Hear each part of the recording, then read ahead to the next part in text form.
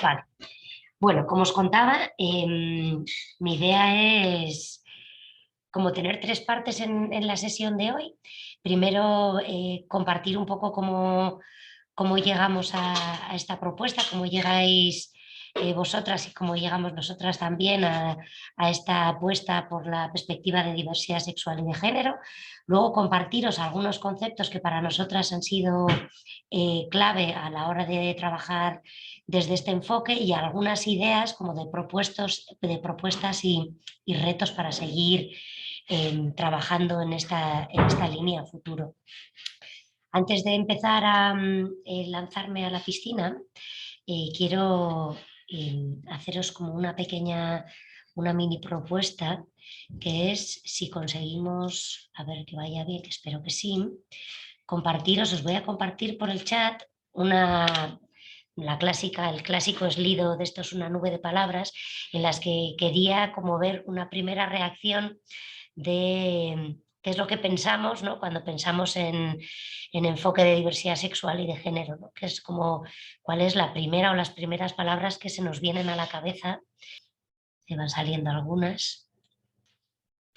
Está bien, ¿no? Saber con qué palabras aterrizamos en la sesión y luego vamos a ver con qué palabras nos vamos también, ¿no? Igual desde otro formato, pero ver como qué temas o qué retos nos quedan pendientes para poder seguir profundizando en ellos, ¿no?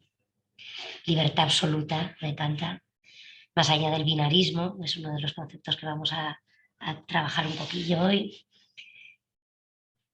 Derechos, un enfoque importantísimo, y diversidad, así como palabra central, ¿no? Que aparece ahí en nuestro centro. Contaros un poco que, bueno, con esta idea de los conocimientos situados, ¿no? De las que hablábamos ya el primer día de la sesión que compartimos todas juntas, quería contaros un poco un par de ideas de cómo desde Mugar y Gabe, ¿no? No sé si habéis tenido como la oportunidad de echar un vistazo de dónde vengo yo, pero bueno, soy María Viadero y llevo temas de género y feminismos dentro de Mugar y Gabe. Mugar y Gabe, al igual que Maús, ¿no? Somos una organización social mixta compuesta por mujeres y hombres con una apuesta como emancipadora de cambio social y en nuestro caso muy vinculadas a temas de cooperación internacional, sobre todo con América Latina. Pero quería contaros que es desde ahí, desde donde hoy os vamos a hablar, ¿no? Cuando hablábamos con Agore también, para nosotras algo como muy chulo de esta propuesta de curso de Maus es que las entidades estamos compartiendo como nuestros aprendizajes también, pero desde una experiencia organizativa, ¿no? Que en nuestro caso ha sido como un elemento muy importante, ¿no? Entonces ahí nuestra experiencia ha sido como variada, ¿no? Porque no trabajamos nosotras solas, sino que trabajamos con otros muchos colectivos, tanto en el ámbito de Euskal Herria como en América Latina. Muchos de nuestros aprendizajes de este enfoque de diversidad sexual y de género han venido del trabajo y el apoyo a organizaciones de mujeres y feministas en América Latina, hace muchos años ya en la defensa de los derechos sexuales y reproductivos, donde la lucha por la comprensión de estos derechos también desde una mirada de los deseos y de la diversidad de identidad sexual ha sido como una clave importante. También desde un apoyo específicamente a las luchas y a las reivindicaciones lesbofeministas y también por un apoyo a colectivos y organizaciones en algunos casos también indígenas con las que hemos venido trabajando en Colombia, sobre todo en los últimos años, en una demanda de poner sobre la mesa esta perspectiva de diversidad sexual y de género en sus propios contextos, ¿no? Algunas organizaciones con las que venimos trabajando. Esto de la parte más de América Latina, ¿no? Que hemos aprendido como un montón con estos procesos.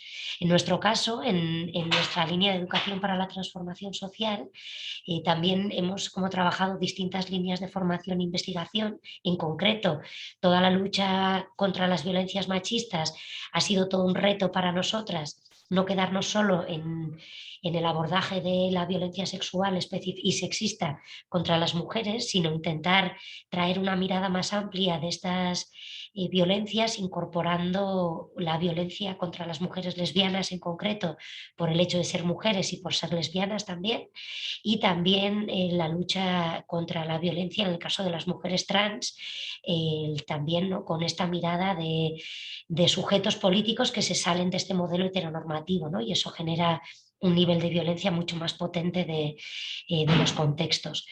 El trabajo en alianza con organizaciones feministas en nuestro ámbito más cercano también nos ha puesto las pilas un montón y ha hecho que ciertos análisis iniciales más conectados con el sistema sexo-género entendido de manera más básica y más lineal, como lo entendíamos muchas de nosotras hace no tanto tiempo, nos ha tocado como profundizar en él y hacer una mirada un poco más crítica y un poco más profunda del mismo.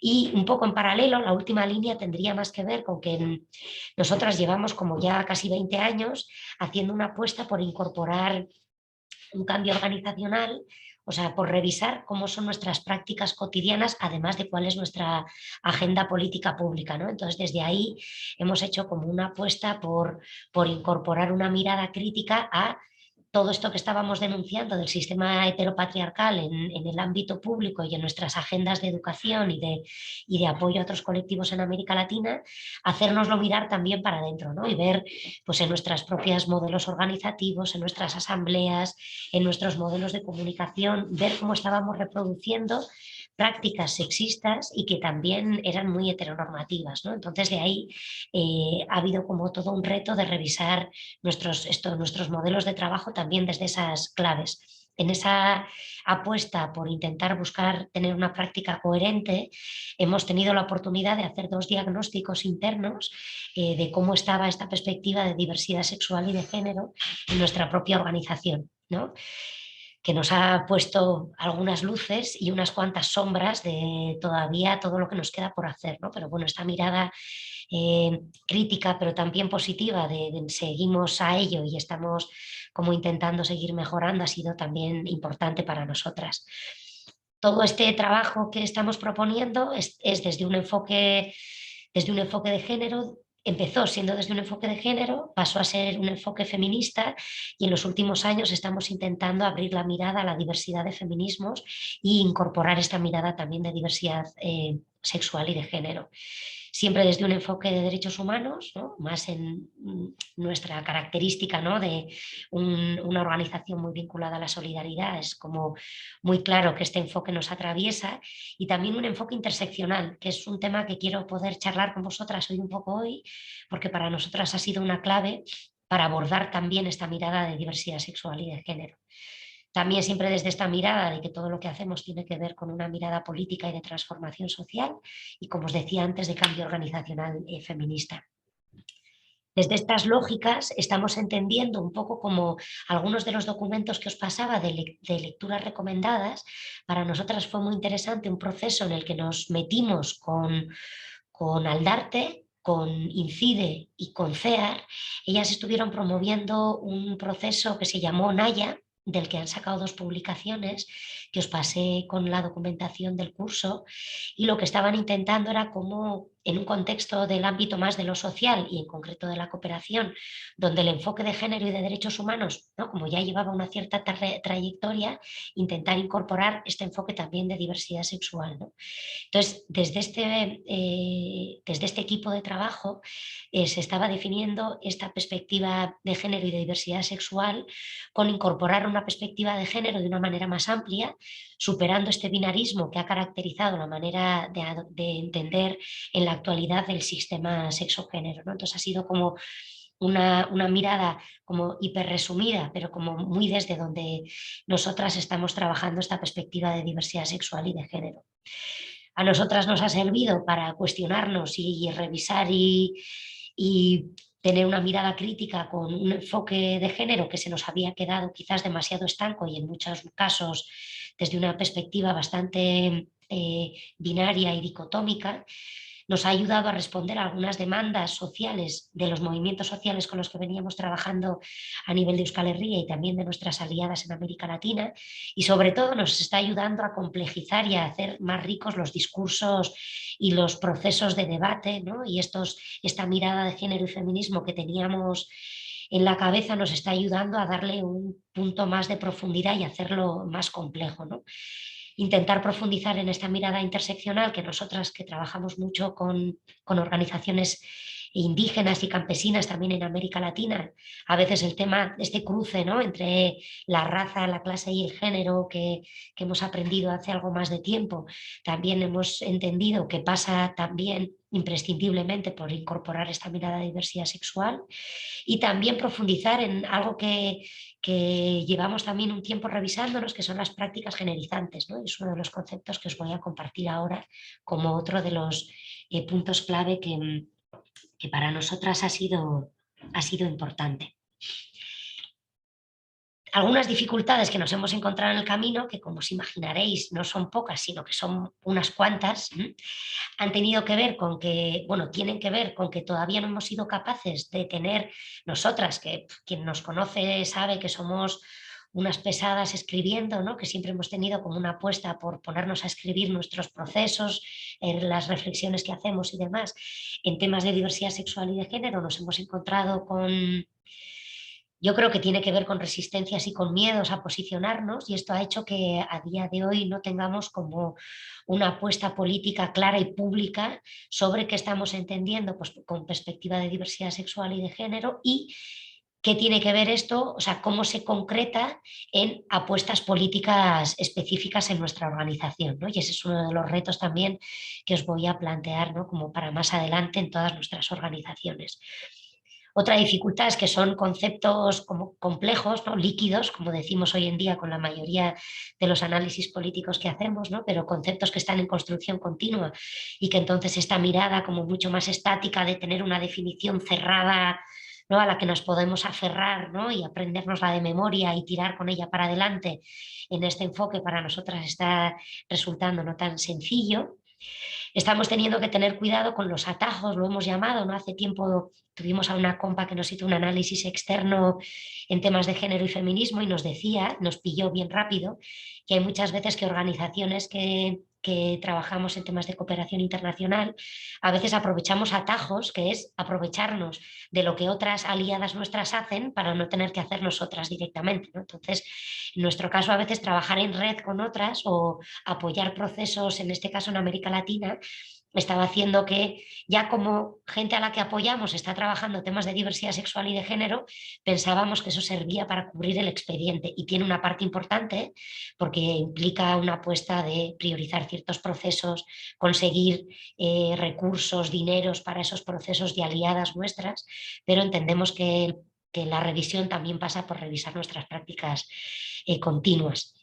Nos hemos encontrado con resistencias en algunas organizaciones aliadas nuestras, más en organizaciones mixtas e indígenas que en organizaciones feministas, pero al mismo tiempo tenemos un poco de miedo al etnocentrismo y a llegar a otros contextos diciendo: compañeras, ahora toca diversidad sexual y de género y todas a una, ¿no?, sin respetar a veces los ritmos y los procesos de cada cual, ¿no? No solo en América Latina, sino también a veces con nuestras propias aliadas en las redes en las que estamos participando. Y luego también, bueno, pues qué os voy a contar que no sepáis, cualquiera que tenga una mirada un poco curiosa, ¿no? Abrir la prensa hoy en día hace ver que el contexto feminista en el que nos movemos tiene mucho de resistencias a la diversidad sexual y de género, ¿no? El movimiento, o sea, una corriente muy claramente antipersonas trans en una línea del feminismo, todo un discurso vinculado con el borrado de género, ¿no? Bueno, tendríamos que ver también cómo se manipulan por ciertos sectores políticos estas, ¿no?, estos debates, que es normal que se den dentro de los colectivos sociales, ¿no? Que yo entiendo que en nuestro grupo no tenemos muchos de estos debates cerrados y entendemos que es porque la práctica está todavía viva, ¿no? Y también porque hay diversidad de opiniones y de posturas, ¿no? El feminismo no es uno ni es único, la diversidad sexual y de género también hay organizaciones muy diversas en ellas, como la izquierda es amplia y diversa, ¿no? Entonces, bueno, tampoco entender que haya como una postura única, ¿no? Ahí os ponía algunas de las confusiones que algunas de nosotras hemos encontrado en nuestra propia organización, ¿no? Entender que diversidad sexual son solo opciones sexuales, que la perspectiva de diversidad sexual solo pasaba por apoyar a colectivos LGTB aquí o en otros contextos. no entender a veces por qué esto del género y la diversidad sexual eran conceptos que estaban unidos, y nos hemos encontrado resistencias con tener que incorporar más elementos en la agenda, como con esta idea de volvemos a parcelar y hacer más cajoncitos y nos olvidamos a veces de metas más globales, ¿no? Como hablar de derechos humanos más en global y no hacer millones de parcelas. Seguir entendiendo que la sexualidad y los deseos tienen que ver con el ámbito privado y no siempre con lo público, o cómo a veces meternos con estos temas con nuestras aliadas puede entenderse como procesos de injerencia cultural, cuando a veces son nuestras propias resistencias o nuestros miedos más que los de nuestras aliadas. Entonces, antes de seguir y contaros algunos de estos conceptos que para nosotras han sido muy importantes a la hora de, mm, de seguir como profundizando en esta idea de la diversidad sexual y de género, quería compartiros, quería preguntaros, ¿no? ¿Cómo lo veis? Igual quería lanzaros una, eh, otra pequeña herramienta, estas herramientas que nos ayudan como a ver nuestras opiniones un poco más. Un Jamboard que lo he colgado en el chat, preguntándoos, ¿sí? Luego vamos a abrir micro si alguien quiere como compartir algo como más en directo, pero os he compartido una pizarrita en la que os pregunto qué hemos hecho en nuestros grupos o qué hemos hecho cada una de nosotras personalmente, ¿no? No siempre, quizás no estáis ahora mismo en grupos, ¿no?, vinculadas a otras organizaciones, ¿no? Entonces, quería preguntaros qué, ¿no? Como veis, he hecho una pizarrica en la que la voy a compartir por aquí también, a ver si me deja. Sí. En el que os pregunto qué habéis hecho en vuestros grupos. He puesto así como la parte de la izquierda, como las avanzadillas, ¿no? Quien está a tope con el tema, quien es una prioridad política en su grupo, han hecho un montón de cosas, investigaciones, materiales específicos, es un punto prioritario de agenda, tal, ¿no? ¿Qué cosas habéis hecho algunas? O quienes están empezando, ¿no?, tanto en la reflexión personal como en la organizativa, y quieren como compartirnos alguna cosilla. Quienes no hayáis utilizado los Jamboards previamente, a la izquierda veis que tenéis como un panel de tareas y una de ellas son notas adhesivas. Mira, voy a pinchar yo aquí para que veáis, ¿ves? No sé, eso lo veis, ¿verdad? Estáis viendo mi pantalla. Sale una nota adhesiva y ahí podéis escribir lo que sea y luego se va a quedar la nota, la vamos a ver todas y todos de manera pública. Y luego cada uno de los post-its los podéis mover hacia el vértice superior o el inferior, según si estáis entendiendo que estáis en esa parte más de avance o en esa parte de estar empezando. He visto que yo creo casi todas estáis ya dentro del tablón y ya poniendo algunas ideas que estamos viendo ya todas. Si alguien tiene dificultades con el panel, que me diga y puede colgar las noticas en el chat y yo me encargo de pasarlas, ¿vale? Hoy ahí están saliendo ya más cosillas. Concienciación a nivel de equipo de la organización, talleres de sensibilización en el equipo, gestión de denuncias de acoso laboral, aprendiendo, informándonos, con ganas de avanzar, algo de sensibilización empezando, nada todavía, formación continua, vale, todavía no. Salen bastantes intervenciones de alguna gente que todavía no han arrancado, varias que ya habéis hecho algunos talleres de sensibilización, concienciación dentro del propio colectivo, y algunas que también estáis ya como avanzando en la parte más pública. En lo interno también algunos elementos de gestión de temas de acoso a nivel interno, que es bien importante también. Vale, pero estamos todavía como más en la parte interna, ¿verdad?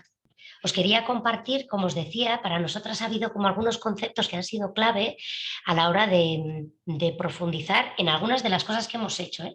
Contaros también que como suele pasar, yo creo, en casi todos los espacios, tenemos distintas velocidades en el colectivo.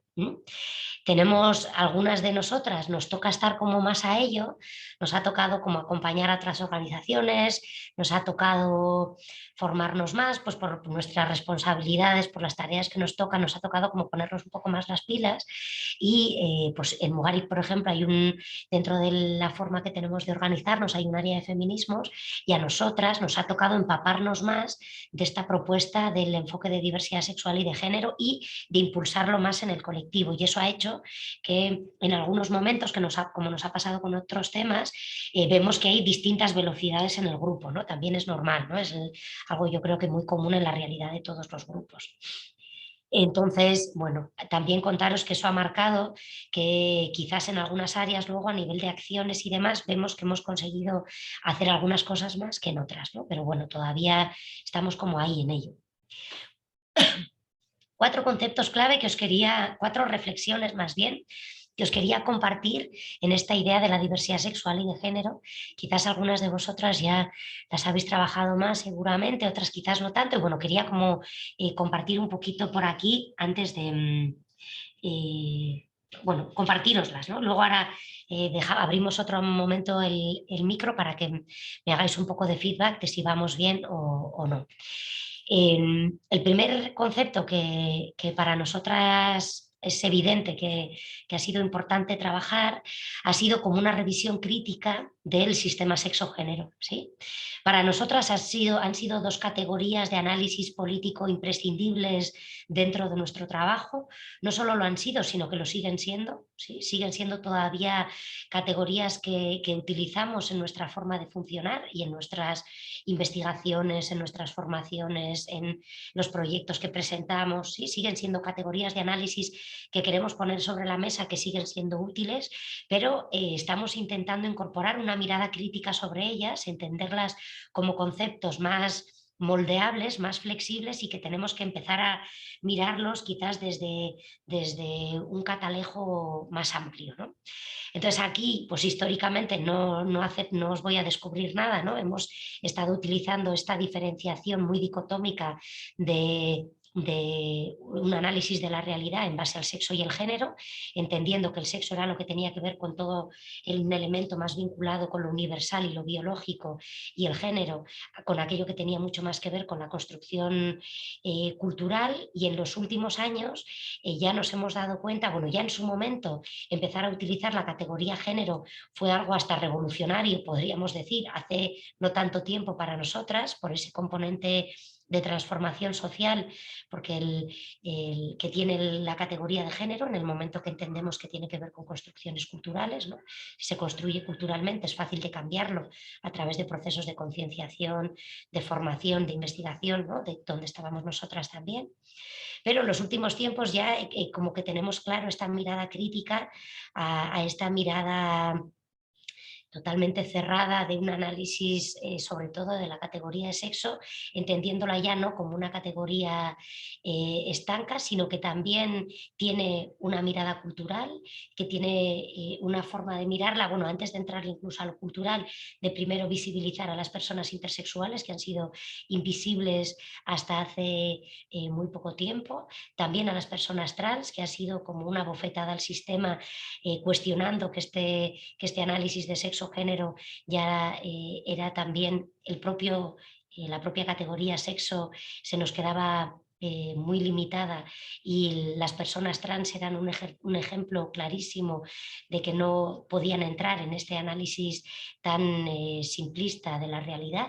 Pero no solo eso, ¿no? Yo recordaba en las jornadas feministas de Durango, aquí en Bilbo, donde varios colectivos LGTB y colectivos queers sobre todo con una mirada queer nos planteaban que no solo las personas intersex y las personas trans suponen un cuestionamiento del sistema sexo-género, ¿no? O sea, que tenemos que intentar entender cómo dentro de esta categoría binaria de hombres y mujeres hay una diversidad de personas, hay mujeres con barba, hombres con pechos, ¿no? O sea, no solo hay que ser una persona trans o una persona intersex para hacer un cuestionamiento de esta mirada tan dicotómica de cómo se entienden hombres y mujeres como categorías estáticas y binarias, ¿no?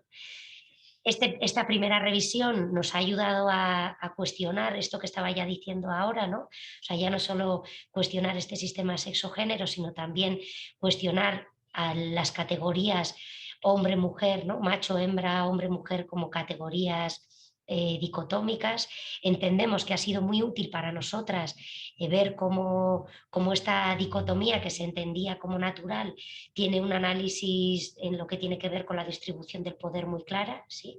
No solo lo importante, o sea, ha sido muy importante para nosotras ver cómo se estaba haciendo una organización jerárquica de la realidad, poniendo todo lo que tenía que ver con los hombres y lo masculino en un nivel superior sobre todo lo que tenía que ver con las mujeres y lo femenino, pero ahora lo que intentamos es como profundizar e intentar hacer más complejas estas categorías de análisis y no quedarnos en esa mirada de a dos solo, donde tenemos mujeres, hombres, masculinos, femeninos, ¿no? Con una genitalidad concreta, como os pongo ahí en la diapo. Bueno, heterosexual siempre, ahí no hay dicotomía, ¿no? Eso es lo que sabemos que planteamos como se plantea como norma, ¿no? En el contexto en el que todavía vivimos de manera más global, pero sí que queríamos poner en valor, además de la crítica a este binarismo, también como este análisis de género, ahora mucho más desde esta mirada compleja de la diversidad sexual,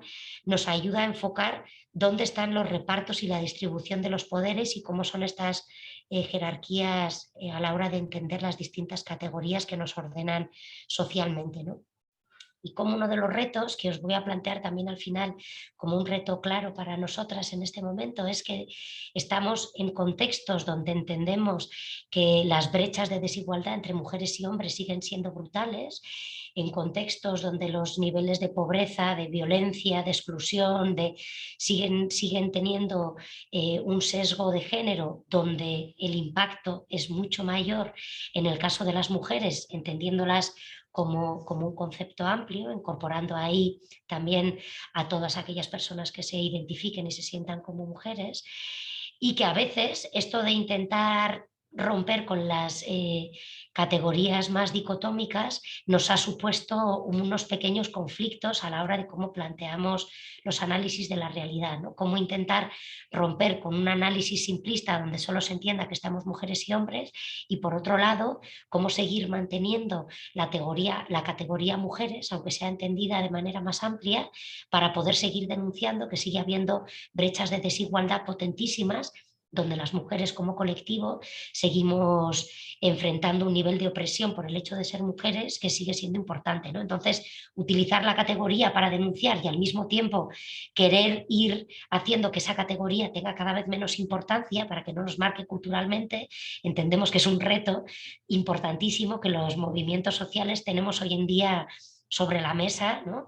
Cómo abordarlo con una mirada estratégica y que respete a todos los sujetos políticos que están metidos en este lío, ¿no? Que estamos metidos en estas luchas. Dentro de esta propuesta tendríamos, ¿no? Una de nuestras apuestas está siendo por profundizar un poco más, entender y difundir también estas categorías que hablan un poco ya de los binarismos, ¿no? Que hacen una crítica de estas categorías exclusivamente binarias y quiere poner sobre la mesa también a los sujetos que se identifican con una categoría no binaria, ¿no? Entendiendo dentro de los binarismos a todos aquellos sujetos que se conectan con una identidad encajada en estas categorías de hombres y mujeres, incorporando aquí a las personas cis, a las personas trans y a las personas intersex, aunque ellas podrían también incorporarse dentro de esta mirada cis o trans. Y luego también dentro de los sujetos no binarios estaríamos entendiendo a todas aquellas personas cuyas identidades de género no encajan en esas categorías binarias hombres y mujeres, ¿no? Ahí tendríamos a las personas que no se identifican dentro de ningún género, que serían personas agéneros o de género no binario, o aquellas personas de género fluido, que serían aquellas que pueden variar a la hora de identificarse como de uno u otro género. Estas categorías son categorías que están en construcción, ¿no? En los últimos años hemos visto que han ido evolucionando de manera brutal, que han aumentado exponencialmente porque el debate está en la mesa muy claramente y que se están como construyendo, revisando, ¿no? Y generando nuevos conceptos de manera continua, ¿no? Así también cambiando según latitudes, que esto es algo que nosotras que trabajamos con América Latina muy claramente, a veces según los contextos en los que estemos trabajando, cómo se entienden estas categorías, cambian de manera bastante importante también. Vale, en esta ruptura de los binarismos también tiene que ver con entender también qué pasa con la orientación del deseo, ¿sí?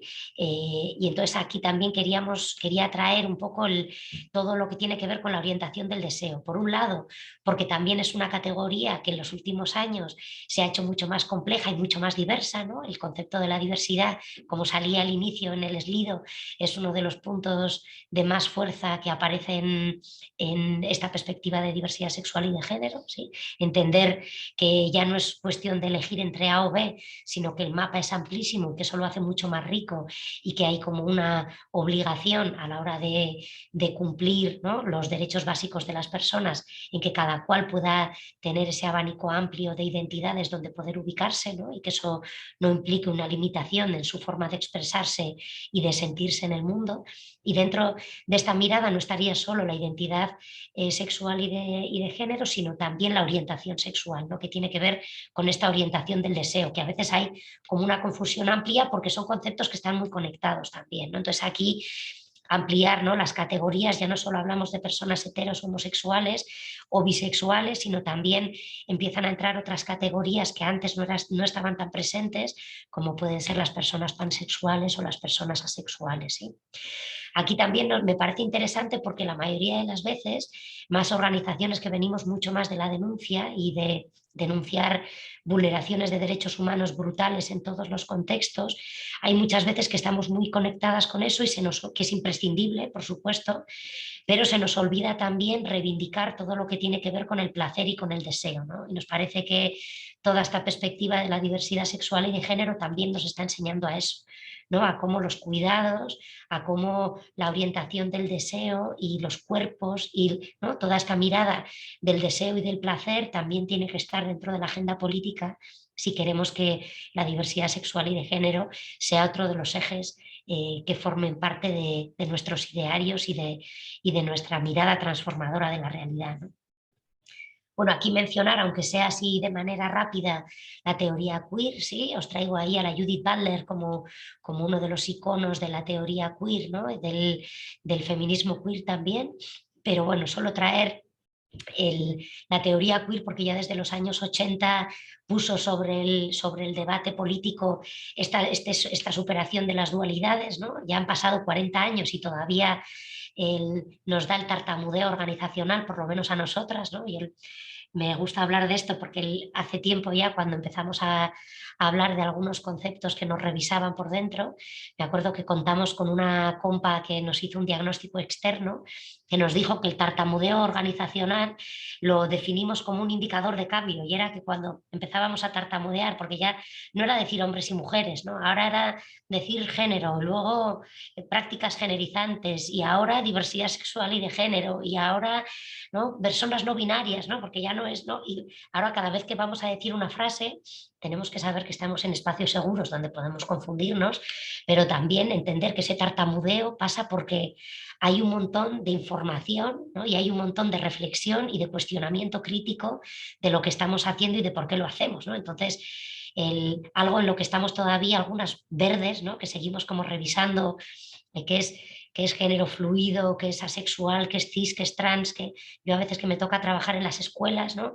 me viene profesorado y me dice, joder, ahora que estábamos ya como concienciados con el feminismo, ahora ya no sé si soy cis o trans, ni qué, ni soy binario, no binario, ni qué, ¿no?, de qué tiene, esto con qué tiene que ver, ¿no? Entonces, bueno, son categorías que tienen que ser instrumentos de cambio y de transformación, ¿no?, que nos ayuden a poder encontrarnos todas en los mismos espacios y a conseguir reivindicar derechos, ¿no? Y entender también estos tartamudeos como parte del debate y del aprendizaje colectivo, ¿no? Entonces, bueno, yo lo traigo también porque a veces es como que nos da miedo, son conceptos complejos, ¿no? Nosotras, en nuestro caso, no somos expertas en temas de diversidad sexual y de género, y tenemos una apuesta importantísima por seguir aprendiendo y por seguir generando cambios en esta línea, ¿no?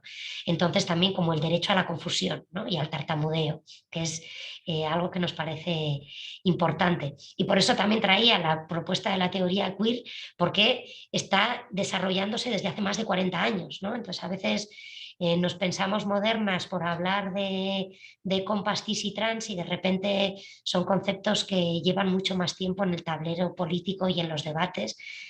Otra cosa es cuándo llegamos nosotras a ellos, ¿no? Entonces, bueno, por también recoger la cantidad de tiempo que muchos colectivos llevan pensando, discutiendo y generando no solo propuestas políticas, sino también construcción de conocimiento en esta línea, ¿no?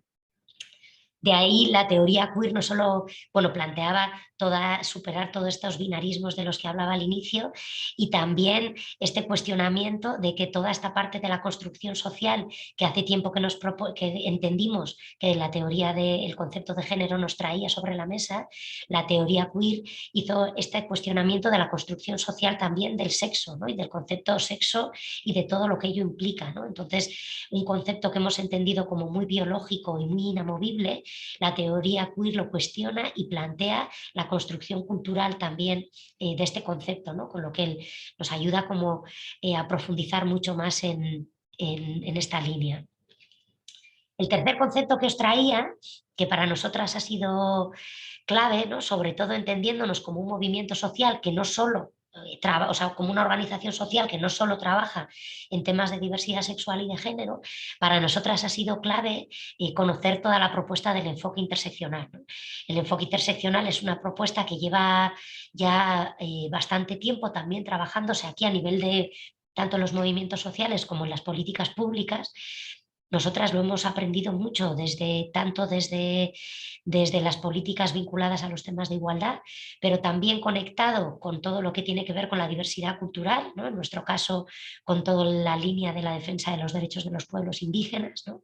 Con todos los movimientos antirracistas aquí en nuestros contextos y con otra serie de movimientos que están como moviéndonos el piso también, ¿no? Toda la mirada crítica de colonial y demás, ¿no? Sobre todo este concepto lo que nos está haciendo es como mirar la realidad ya no solo desde un cajón estanco de un análisis de una opresión en concreto, sino que es un concepto que lo que nos ayuda a ver es cómo las distintas opresiones están relacionadas entre sí y cómo, por supuesto, no es lo mismo ser una mujer blanca que vive en Bilbao y de 44 años, como soy yo, que ser una mujer afro, sin papeles y lesbiana en este mismo contexto, ¿no? Entonces, la propuesta de la interseccionalidad lo que nos propone es que cuando se dan diversas formas de opresión, no es un simple sumatorio de opresiones, sino que esa intersección de opresiones genera una nueva forma de discriminación y de opresión, ¿sí? Entonces, que tenemos que tener en cuenta cada vez que estamos trabajando con un colectivo o estamos trabajando una temática en concreto, qué diversas opresiones se están dando y cómo están interseccionando entre sí. En concreto, si estamos hablando de la perspectiva de diversidad sexual y de género, os traigo aquí este pequeño esquema, tiene que ver con la matriz de opresión de Patricia Hill Collins, que es más amplia que esta. Solo utiliza 8 ejes de desigualdad. La matriz de opresión de Patricia Hill Collins es un poco más amplia, que es bien interesante para colectivos que estamos trabajando en espacios sociales diversos, pero en este ejemplo que os traigo aquí, ya os marcaba con estas estrellitas solo algunos de los elementos que claramente interseccionan cuando hablamos de perspectiva de diversidad sexual y de género, ¿no? Y tendría que ver con la variable, ¿no? De entendernos como mujeres u hombres, ¿no? Que tendría más que ver con este análisis de género, con entendernos como personas heteros o personas lesbianas, gays, bisexuales, que tendría más que ver con la orientación sexual, y la categoría cis-trans, que tendría que ver con esta parte de la identidad sexual y de género. Entonces ahí es interesante, con solo algunos de los elementos que estamos hablando en este ratito, ya 3 ejes de opresión se cruzan de manera muy clara, ¿no? Generando nuevas formas de opresión. Si eso lo vinculamos a contextos, a elementos de clase, de raza, ¿no? Que están siempre presentes en todos los lugares de manera distinta según en qué contexto estemos, pues nos parece como un elemento de análisis que para nosotras ha sido importantísimo y que en los últimos tiempos lo que hemos hecho ha sido como ponernos las pilas en cómo quizás otros elementos, como eran los elementos de clase, de raza o de género, estaban más presentes en nuestros análisis, pero el análisis que tenía que ver más con la identidad sexual o con la orientación sexual estaban muy invisibles, ¿no? Entonces estamos como poniéndonos las pilas para recoger estos debates también.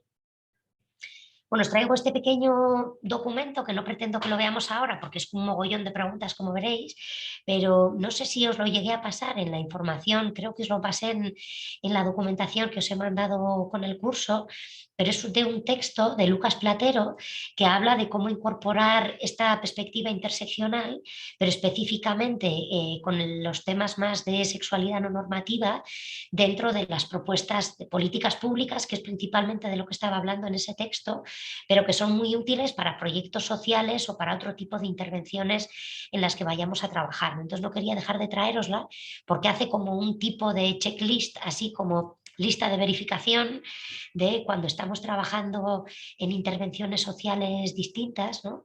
A veces hacernos preguntas como estas, ¿no? De cuáles son las categorías sociales, ¿no? Que tienen que ver con los roles de género o con las identidades sexuales y de género en el contexto en el que vayamos a trabajar, qué relaciones de poder se dan, cuáles son los grupos de exclusión, ¿no? Si hay identidades de género alternativas o no, cómo es la orientación del deseo, si las personas que tienen que ver con exclusiones vinculadas a la orientación del deseo están organizadas socialmente, si sus demandas políticas están en la agenda política y en la agenda de los movimientos sociales, si están autoorganizadas, si existen privilegios, ¿no? Conectadas con esta línea, si hay leyes políticas o elementos culturales que están recogiendo las demandas de estos colectivos, elementos que son importantísimos para poder incorporar esta perspectiva de diversidad sexual y de género en nuestro trabajo cotidiano y en intervenciones concretas también, ¿no? A veces, si vamos a hacer un proyecto de educación en el barrio, si vamos a acercarnos a un proyecto educativo en una escuela, si vamos a llegar a un nuevo contexto, con una nueva organización aliada en otro país, ¿sí? Tener preguntas como estas en la cabeza nos hacen poner el foco en espacios, en temas y en colectivos que históricamente han sido invisibles, ¿no? Estas preguntas hace 20 años nos las hacíamos relacionadas con la vida de las mujeres, ¿no? Muy claramente. Nosotras hace no tanto llegábamos a ámbitos de la cooperación donde se hablaban neutros siempre, ¿no? Se hablaba de comunidades, de familias y si se invisibilizaba específicamente todo lo que tenía que ver con las desigualdades de género que estaban afectando específicamente a las mujeres.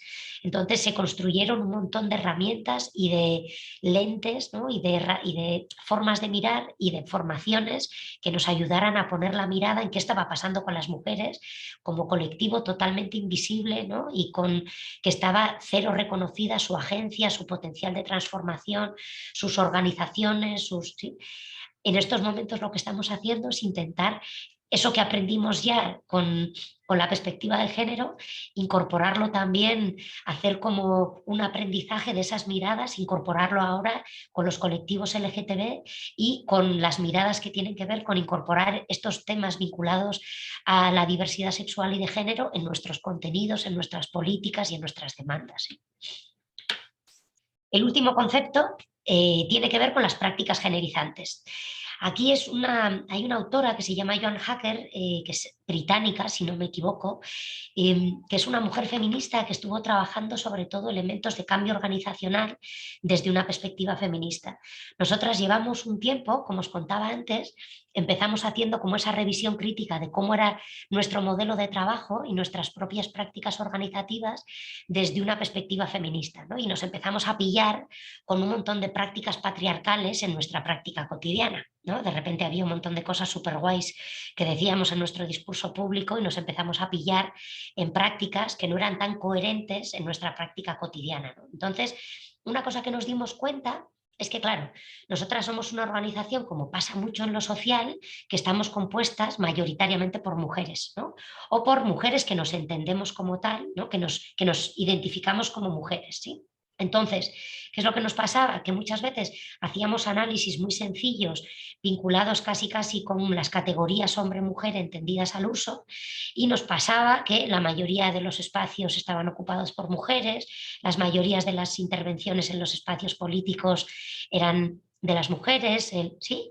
Pero lo que nos dimos cuenta es que este primer análisis, que es interesante, nosotras seguimos pensando que hacer análisis desagregados por sexo es interesante y sigue siendo una buena medida para poner la lupa en posible, pueden ser alarmas, ¿no? Que te digan, pi, ¿no? Aquí está pasando algo, ¿no? Aquí solo intervienen mujeres, solo intervienen hombres, ¿no? Aunque de primeras ya hemos visto que la categoría se nos va a quedar escasa y vamos a tener que profundizar un poco más, ¿no?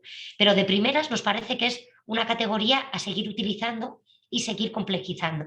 Entonces, por ejemplo, nosotras en nuestras asambleas revisamos quiénes intervienen a nivel de hombres, mujeres y personas no binarias, ¿no? Que son las categorías que hacemos a día de hoy en nuestras asambleas. ¿Qué nos dimos cuenta? Que mayoritariamente lo hacíamos las mujeres, ¿no? Entonces lo que nos dimos cuenta era que necesitábamos complejizar un poco más los conceptos y empezamos a hablar de prácticas generizantes. Y entonces lo que empezamos a hacer es darnos cuenta que tanto las organizaciones como las relaciones dentro de las organizaciones tenían una carga de género muy clara.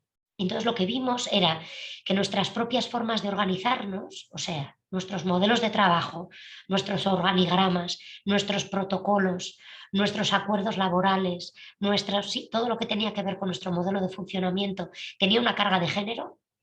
Y también nos dimos cuenta que nuestras formas de relacionarnos, más allá de si éramos hombres o mujeres, tenían una carga de género. Os pongo un ejemplo. Algo que veíamos es que, por ejemplo, en nuestras asambleas había compañeras que tenían un mayor protagonismo en las asambleas, en algunos casos porque tenían unos modelos de comportamiento y unas formas de relacionarse que tenían que ver con las prácticas tradicionalmente masculinas. Porque las mujeres también hemos aprendido que si repites las cosas 1000 veces, si hablas más alto, si ocupas más el espacio, sí, prácticas que hemos entendido que no solo las hacen los hombres, sino que son tradicionalmente masculinas, tienes más posibilidades de conseguir el poder, de conseguir que tu opinión sea tomada en cuenta.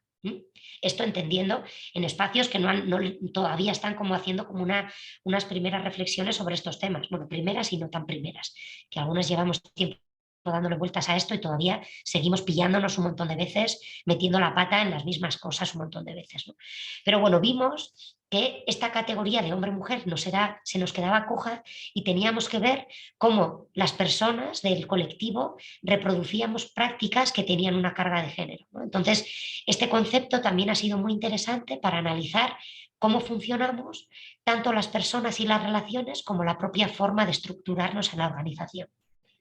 No me da tiempo a enrollarme mucho más, como imagináis esto tiene como mucho lío por detrás, pero os voy a pasar también un par de documentos más que explican estos conceptos un poco más, ¿vale? Para que si a alguien le interesa más el tema pueda profundizar más en esto, porque también entiendo que, bueno, como veis, para nosotras toda esta apuesta de la perspectiva de diversidad sexual y de género tiene como muchas formas de entrarle, ¿no? Y de profundizar en ello, y más dependiendo de cuál es la historia propia de cada grupo, ¿no? Entonces nos parecía que esto era algo que queríamos traeros y dejaros sobre la mesa de debate y que luego ya pues cada grupo ver, ¿no? Si esta parte le resuena más y cree que le puede servir o quizás más algunos otros de los conceptos. Vale, dicho esto, un par de recomendaciones. Bueno, no os voy a decir cosas demasiado nuevas, espero no frustrar vuestras expectativas, pero las recomendaciones van en 4 ámbitos principalmente. Bueno, por un lado, en lo que tiene que ver con lo organizativo, ¿sí? Como os decía antes, bueno, para nosotras la coherencia organizativa es imprescindible.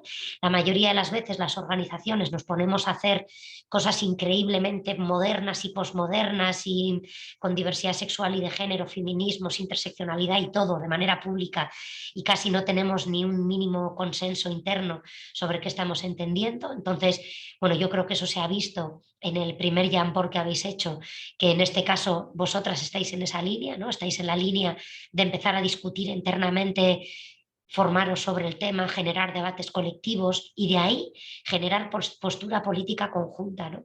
quizás no llegar a solucionar todos los debates del mundo, porque estos son debates que están súper abiertos y eso a nosotras yo creo que nos ha paralizado un poco, ¿no? El no tener, el querer tener como un gran acuerdo cerrado ha hecho que nosotras a día de hoy hayamos hecho formación, hayamos hecho debate colectivo y no tengamos un posicionamiento político organizativo con el tema. Entonces, por ahí la recomendación de hacer esa parte de formación y de debate, pero también sacar políticas propias, sacar posicionamientos organizativos, de decir, estamos aquí, cagadas de miedo, porque tenemos millones de inseguridades, pero estamos aquí y tenemos estas tres certezas y en base a esas tres certezas, estos tres compromisos, ¿no? Una política pública, o sea, decir públicamente qué es lo que pensamos, es importantísimo ya en esa defensa de esos derechos y cambiar los discursos y cambiar nuestras prácticas. Estas políticas pueden tener que ver con un posicionamiento, pero también con políticas de acoso que tengan incluido elementos de diversidad sexual y de género, como habéis apuntado algunas de vosotras, y con elementos de fomento de la diversidad de manera amplia en todos nuestros espacios organizativos. Hacer una revisión crítica de qué es lo que estamos haciendo. Nosotras siempre apostamos por contar con diagnósticos externos o internos de cómo nos está yendo, de en qué estamos metiendo la pata, cómo nos va, ¿sí? No siempre en este contexto tan precario en el que andamos, ¿no?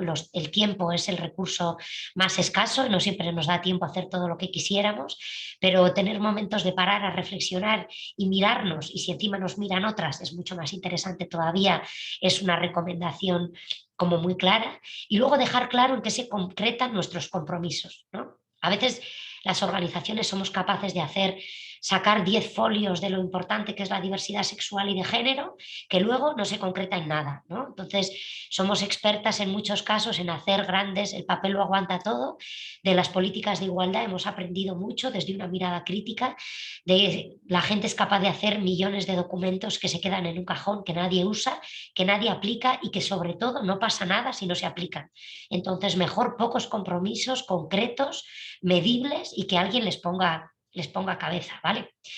Otro tema, y ahí se acaba el cuadradito también, ¿no? En el tema de la comunicación, nuestro posicionamiento público, ¿no? Que tiene que ver con esto de lo organizativo. Si nos posicionamos organizativamente, difundirlo en la web, compartirlo cuando nos vayamos a los espacios organizativos, a nuestras redes, hacemos unas jornadas, ¿no? A mí me gustaba mucho cuando Nagore nos compartía, ¿no? Y decían, el documento de participación en el foro, en el momento de la presentación del curso, el decir, promovemos un espacio seguro, participativo, libre de racismo, machismo, clasismo, lesbomofobia, transfobia, capacitismo, gordofobia, ¿sí? Hay un montón de tarea ahí detrás, pero hay una apuesta política visible, ¿no? Alguien puede venir y decir, oye, Nagore, se han dado una serie de comentarios en el chat que me parecen que no ha lugar, ¿no? Si hay un posicionamiento político, eso habla, hace pedagogía pública y además hace que haya personas que se puedan sentir más seguras en los contextos y que si hay elementos a denunciar nos podamos sentir con la legitimidad para hacerlo. Entonces, elementos que pueden parecer tan sencillos como estos, colgar carteles en nuestras organizaciones, en nuestras actividades, que hacen una apuesta pública de esta mirada de la diversidad sexual y de género, es un elemento simbólico pero importantísimo porque cambia el imaginario colectivo. Cómo nos comunicamos en esta línea también es importantísimo, cuáles son los lenguajes que utilizamos, si utilizamos la X, la E, si hablamos en genérico pero visibilizando en momentos concretos la realidad de las mujeres como mujeres concretamente, la realidad de los colectivos LGTB, la realidad de las personas no binarias. Hay formas, y vamos todas aprendiendo sobre la marcha, a generar modelos comunicativos que sean inclusivos con todas las identidades. Y también imágenes, ¿no? Las ilustraciones nos han ayudado un montón, ¿no?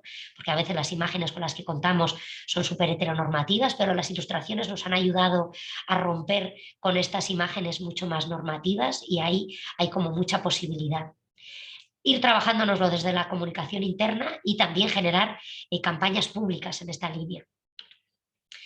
Y las otras dos patas serían cuáles son nuestras acciones públicas, ¿no? Qué contenidos estamos priorizando en nuestras acciones públicas.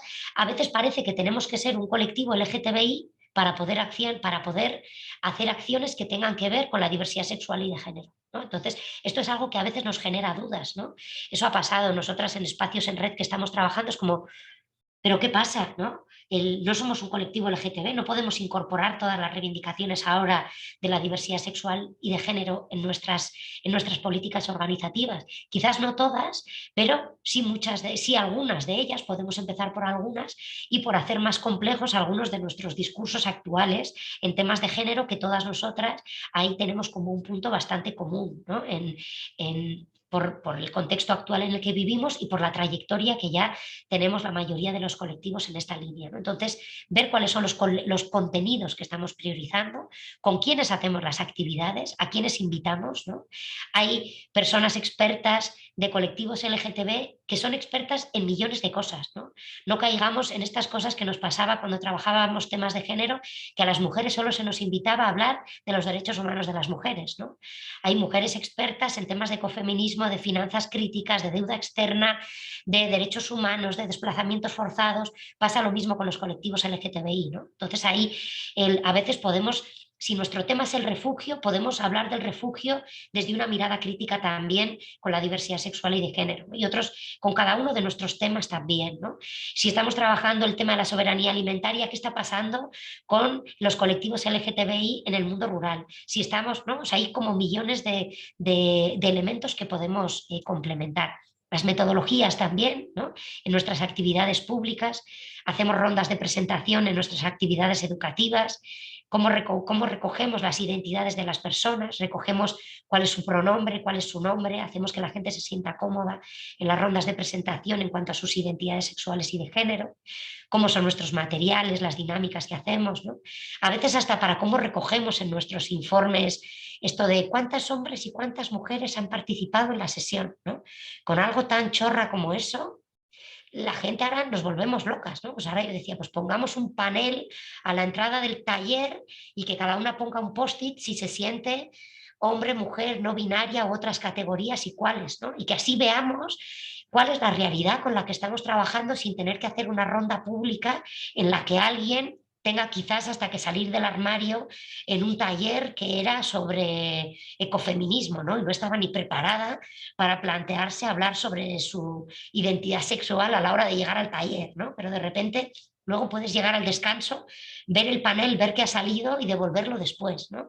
Y visibilizar la diversidad que hay dentro del grupo, ¿no? Como un elemento que quizás ni siquiera se estaba abordando directamente en el taller, ¿no? Promover espacios seguros y diversos, como estábamos contando antes, ¿no? ¿Qué hacemos también en los días señalados, ¿no? El día de la visibilidad lésbica, el día del orgullo, el día contra todas formas de acoso, ¿no? Lésbico, ¿no? La lesbofobia, homofobia, transfobia, octubre con todo el tema de la visibilidad trans y por último toda la parte de las alianzas, ¿no? Si los colectivos LGTB son aliados y aliadas nuestras, si promovemos dentro de nuestras redes y nuestros, ¿no? Los espacios colectivos que el tema LGTB esté presente, o si no nos enfadamos, ¿no? O no pasa nada, decimos, oye, ¿qué pasa con esto de la diversidad sexual y de género? Uy, qué difícil, vale, no pasa nada, o sí pasa, ¿no? Nos ponemos pedagógicas, hacemos propuestas, no digo que nos tengamos que ir, todo lo contrario, son nuestras aliadas, hagamos pedagogía, ¿no? Y veamos también qué demandas apoyamos de otras, ¿no? Qué acuerdos, igual no estamos a tope en todo, pero podemos firmar manifiestos, adherirnos a manis, ¿no? Apoyar reivindicaciones de otras en esta línea que quizás nosotras no nos da para todo, pero sí que podemos apoyar las reivindicaciones de otras. Y los retos, antes de callarme y preguntaros vuestros retos, para mí hay tres retos que para nosotras están ahora mismo dentro de o sea, sobre la mesa y en la agenda. Por un lado, todo el tema del cuidado de la deriva instrumental, ¿no? Ahora que está de moda, ¿no? Esto tiene mucho que ver con el pinkwashing, el greenwashing, el purple washing, ¿no? Ahora, ¿qué es lo que está de moda? Ahora toca diversidad, ¿no? Toca lo LGTB, todo el mundo tiene, ¿no? Sale el Albert Rivera y el Trump con una bandera LGTB en sus campañas políticas, Uber tiene campaña propia LGTB, ¿no? Hagamos una mirada crítica y veamos toda la base de consumismo que puede tener esta apuesta por la diversidad sexual y de género, que nosotras la vamos a hacer desde otro lugar, pero que ya sabemos que el capitalismo feroz está siempre buscando nuevos nichos de mercado y que va a buscarlo también en esta línea, ¿no? Esto es como cuando Iberdrola dice apoyo el universo mujer y a mí me sale un sarpullido así continuo, pues esto es un poco como lo mismo, ¿no? Ya está pasando. Y también cuidado con las lógicas individualistas, que también está pasando, ¿no? O sea, cómo promover, todo esto es como cuando nos hablaban del empoderamiento de las mujeres y era talleres de formación sobre los derechos humanos para ti sola en tu casa, ¿no? Y olvidaba toda la parte de organización colectiva, ¿no? Con esto es lo mismo, ¿no? Ver cómo planteamos estas propuestas o como cuando hablamos de cuidados, ¿no? Esto es hazte autocuidado y hazte una clase de yoga a ser posible pagada en un gimnasio, ¿no? Con lo que ya tiene otra vez la vertiente de consumo, ¿no? Pero ¿cuánto podemos hacer de manera autoorganizada y de manera colectiva? Luego, el otro reto para mí es uno que os he planteado antes, de construir los binarismos, pero al mismo tiempo sin invisibilizar la realidad de las mujeres, que en muchos casos todavía hay unas brechas brutales, y luego abordar las intersecciones y la diversidad, ¿no? De manera compleja, ¿no? Yo ahí os pongo, ¿no? Esto del feminismo sin ola, ¿no? Del compás feministas indígenas, o ¿no? Nos vamos a ir encontrando retos que nos hablan de esto de la interseccionalidad, la decolonialidad, el antirracismo, la mirada de la diversidad sexual y de género, pues de manera muy compleja. Y el mayor reto que tenemos todas es la experimentación, ¿no? Nosotras, nuestra propuesta siempre es hacer todo esto desde el ponernos manos a la obra, ¿no? Con mucho cuidado, ¿no? Intentando no dejar heridos y heridas por el camino, pero trabajando en ello, ¿no? Muchas veces no vamos a tener grandes soluciones o recetas perfectas que nos puedan dar, sería estupendo. Si alguna de vosotras las tenéis, por favor, las compartís conmigo también y con el grupo en el foro, pero mucho tiene que ver con la experimentación y con la puesta a práctica, ¿no? Entonces, pues esta parte es como la última que os quería preguntar ahora, ¿no? O sea, como salir un poco de esta parte de la chapa, abrir el micro, ¿no? Y preguntaros sobre qué es lo que estáis, cómo lo estáis viendo vosotras, cuáles son sobre todo los retos principales en esta mirada de experimentar también, ¿no? Y de poner en práctica, ¿no? Así que es como, yo os voy a lanzar como algunas preguntas en el foro y os voy a proponer también un caso práctico, ¿no? De cómo aplicaríais estas ideas que os he compartido hoy en una experiencia concreta o en vuestras organizaciones, ¿no? Si venís aquí ya varias de una organización o queréis compartirme de vuestra organización y si no tenéis una organización concreta, desde como una hipótesis, ¿no? Que yo os lanzo. Pero como no sé si habéis visto, pero en el Jamboard inicial hay una segunda página que habla más de cuáles son vuestras necesidades o vuestras ideas o vuestras necesidades para futuro. Entonces yo quería como abrir ahora, nos queda un cuartito de hora, quería que abriéramos los micros y quien quiera compartan el Jamboard ideas, necesidades, dudas o las compartáis así en abierto o aportes. Bueno, yo compartir una experiencia que tuve en otra organización y activamos, bueno, yo puse lo del tema de políticas de acoso y demás. Y fue muy interesante, éramos un equipo muy grande y perfiles muy diversos, desde perfiles de, digamos, más administrativo de oficina y quienes hacían trabajo en campo, ¿no? Nutricionistas, iban a comunidades y demás. Y claro, luego gestionar el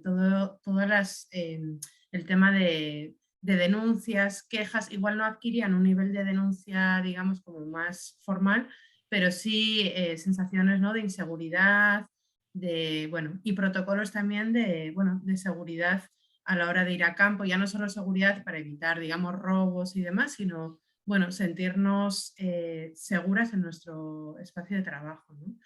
A veces con grupos no mixtos, bueno, y cómo canalizar quejas, ¿no? Y siempre estaba el típico fantasma de todas las quejas van a ser falsas, ¿no? Y las mujeres van a aprovechar esas cajas anónimas para destruir a todos los hombres del equipo, en lugar de entender que, bueno, que era una posibilidad de favorecer espacios más seguros en general, pues casi que nos dividió, porque las mujeres nos sentíamos como aliviadas de poder tener ese espacio, ¿no?, anónimo de participación y de poder expresarnos, y los hombres lo asumían como bueno, un riesgo y una amenaza a ser revisados y a ser señalados por algunas prácticas que había. Entonces, fue complejo, la verdad, fue un Mm. momento como bastante complejo.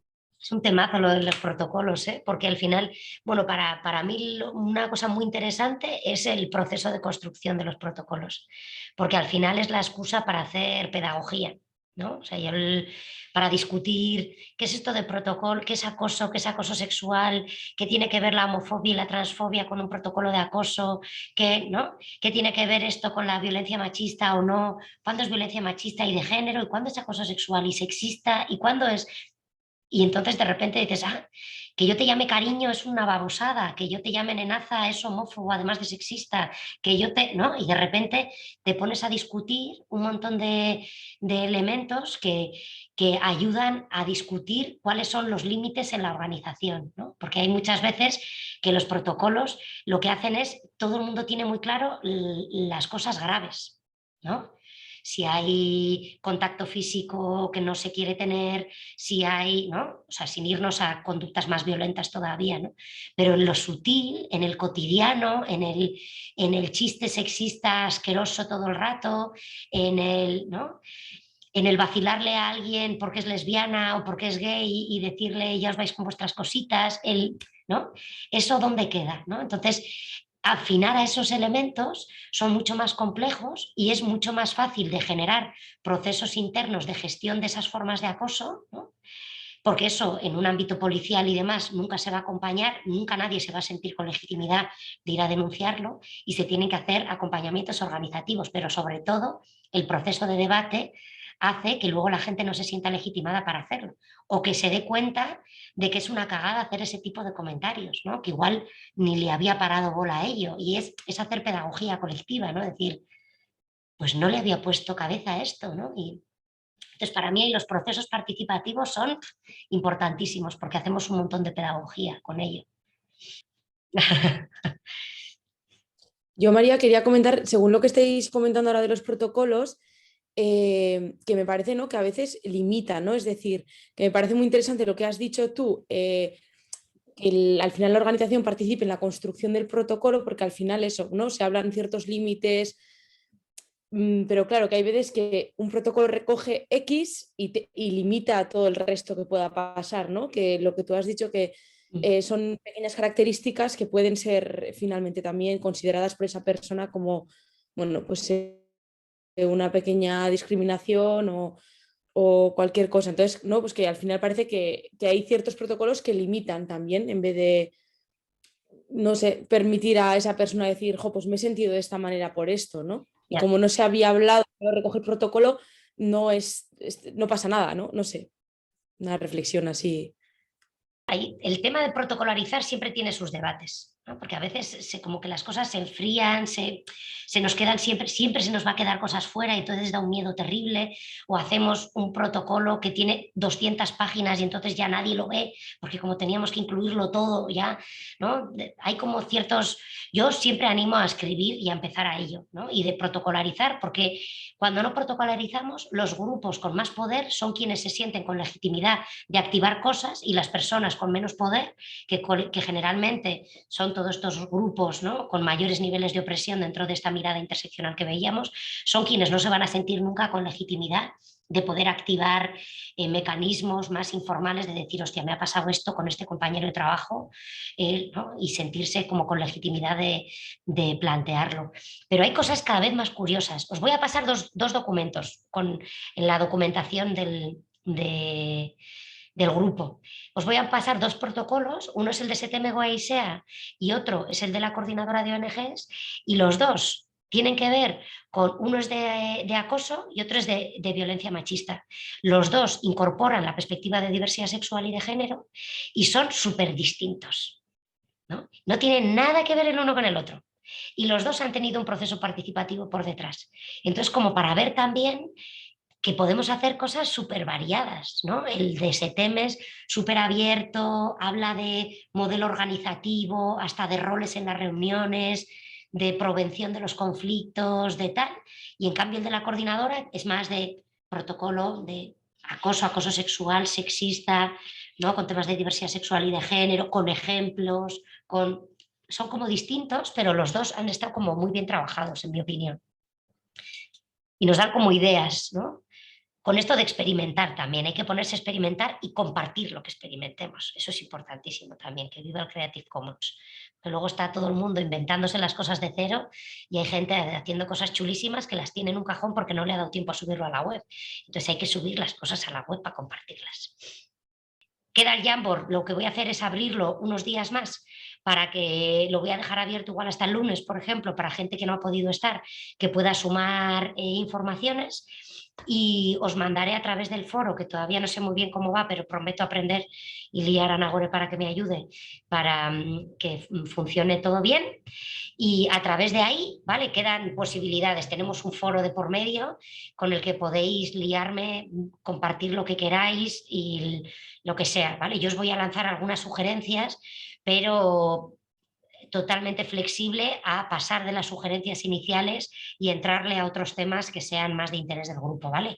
O sea que es que ricasco por la escucha, por la presencia y que nos vamos viendo estos días en el foro.